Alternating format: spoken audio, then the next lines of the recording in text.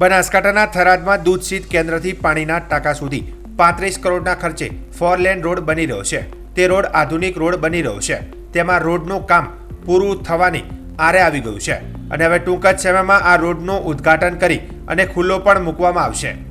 તેમાં સોમવારના મોડી સાંજે વિધાનસભાના અધ્યક્ષ અને થરાદના ધારાસભ્ય શંકરભાઈ ચૌધરી રોડની કામગીરીને લઈને સ્થળ મુલાકાત લીધી હતી।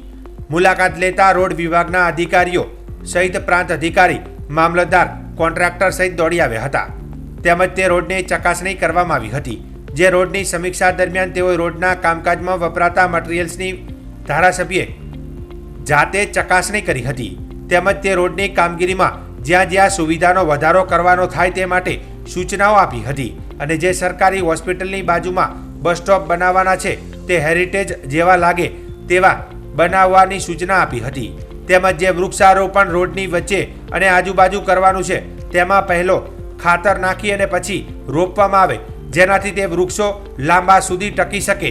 તેમજ રોડની બંને બાજુ ફળદ્રુપ વૃક્ષો ફરજિયાત વાવવા, જેનાથી વર્ષો પછી થરાદના લોકોને તેનો લાભ મળી શકે અને સુવિધામાં વધારો થઈ શકે।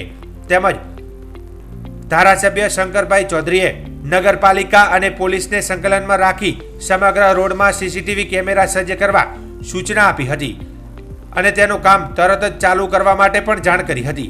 તેમજ આ રોડની સમીક્ષા દરમિયાન ધારાસભ્ય શંકરભાઈ ચૌધરીએ જણાવ્યું હતું કે આ રોડની કામગીરી સારી થઈ રહી છે। કોન્ટ્રાક્ટર અને અધિકારીઓ પણ કામગીરી સારી કરી રહ્યા છે અને તરત જ આ રોડ લોકો માટે ખુલ્લો મૂકવામાં આવશે।